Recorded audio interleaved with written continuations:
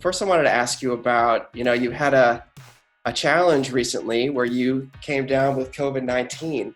So just wanted to find out like how you're doing and, what your experience was like. Yeah, it was, it came out of nowhere. I thought that I was taking all the necessary precautions. And then I had developed this cough and all that. So I decided, let me go to the doctor and get tested. And they denied me. So yeah, I had all the symptoms, and plus I have heart disease, diabetes, high blood pressure, one kidney, so I was certainly a candidate for testing, but they denied me. They said, quarantine yourself for 14 days. So I went on and did it and got violently sick within that day.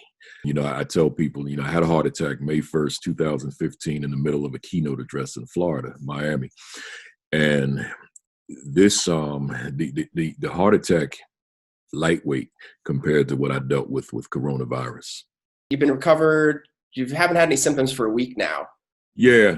I've been, the lingering cough. But for the past, I say 3-4 days, I've been myself 100%, feeling really good. What kind of questions are you getting? Are you getting any, positive reflections from educators? What are some challenges that you're hearing? I did a Facebook Live last Sunday night. Was intended to be 1 hour, and it turned out to be 2.5 hours.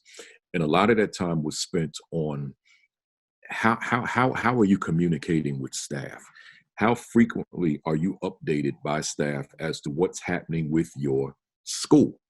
Because if you're not having, and see, I've been making these strong recommendations that you must have a daily staff meeting. A lot of districts is once a month, some districts is twice a month. But here, under normal circumstances. Under normal circumstances, if you're not getting that daily update, you are so detached from your school in real time. Your teachers are aware, they're knowledgeable, but you're not.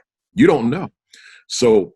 And it's one thing to have the conversation with certain teachers, but I'd rather look at my Zoom screen and see my staff and have the ability to speak to all of them simultaneously, and them having the ability to communicate back with me or with one another.